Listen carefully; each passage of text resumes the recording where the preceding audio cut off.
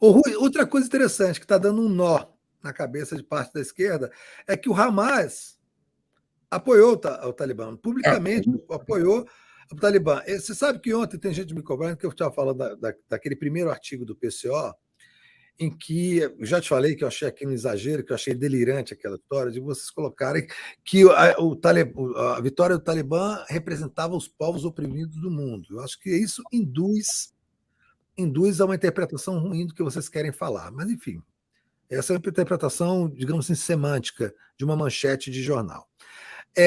Mas agora essa história do Hamas, assim, eu sou obrigado a fazer uma certa autocrítica, porque o Hamas, pelo menos até ontem, para a esquerda, parte da esquerda brasileira, da esquerda mundial, era um representante da resistência dos povos oprimidos ali da faixa de Gaza contra a opressão de Israel. Exatamente. O Hamas declarou apoio público ao Talibã. Mas nem podia ser diferente. E aí eu queria falar uma coisa engraçada. Tem uma revista sustentada pela extrema esquerda, pelo esquema do Bolsonaro, chamada Revista OS, não sei se você ouviu falar. Já vi. Eu também não sei, cara. Aqui me mandaram isso, eu achei engraçado. Ela inclusive, acho que é Augusto Nunes, enfim, assim, é o esgoto bolsonarista impresso. Mas eles deram 2 títulos engraçados. Um é assim: Hamas parabeniza Talibã pela tomada de Cabul.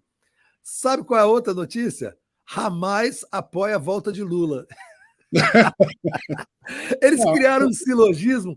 Esse tipo de silogismo ele é muito fácil de ser aprendido por indigentes intelectuais. Né? É colocado mesmo para pessoas que têm uma capacidade intelectual muito limitada. É um silogismo muito simples, né? Hamas apoia a volta do Talibã, Hamas apoia a volta de Lula. Então, cara, logo Lula é do Talibã, né? Esse é um golpe. Não, mas o Hamas apoiou. Eu acho que todos os setores que estão lutando contra o imperialismo apoiaram, festejaram a volta do Talibã e a derrota do imperialismo. Não tenho muita dúvida, não. No Oriente Médio, o impacto disso foi muito grande. Né? Porque é uma derrota. Isso que eu queria falar sobre isso, daí que eu acho que o pessoal não entende. Assim que aconteceu esse negócio, depois de ver os acontecimentos, as notícias e tal, fui procurar a opinião dos que mandam no mundo, né? Que é sempre importante. Eu falava, vou ver aqui os que mandam no mundo, o que eles estão falando. Eu fui nos grandes jornais financeiros, que, na minha opinião, expressam essa opinião muito bem, que é o Financial Times, o The Economist e o Wall Street Journal, né? Quer dizer, do pessoal do dinheiro, né? O que eles acharam? Todos os 3 falaram, no dia seguinte, né? Parecia um coro. É um desastre incalculável o que aconteceu no Afeganistão. Né? Eles acham que foi uma catástrofe. Por isso que eu acho estranho também o pessoal que fala assim, os Estados Unidos não foi derrotado. Na opinião do imperialismo, não é que ele foi derrotado, foi um cataclismo, uma coisa monstruosa. E por quê? Qual é o problema? O problema é o seguinte, se você é o imperialismo, você é o dono do mundo, você manda, você tem que ter o poder do porrete. Se você não tem o poder do porrete, você não manda economicamente. Se não houvesse ameaça aqui, né, contra a Venezuela nadava de braçada na situação. Não houvesse embargo, ameaça de invasão e tudo mais.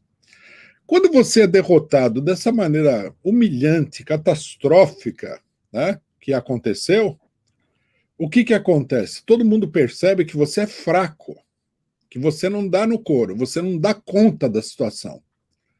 Os norte-americanos, a história da retirada norte-americana é a seguinte, né? Os norte-americanos gastaram, segundo cifras aí, acho que foram apresentadas pelo próprio governo norte-americano, $1 trilhão nessa guerra. 1 trilhão.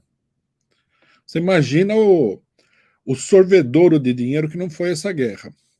Aí o Trump, que você vê o negócio da confusão com o Trump, né? O Trump chegou e falou, chega dessas guerras eternas que não acabam nunca, né?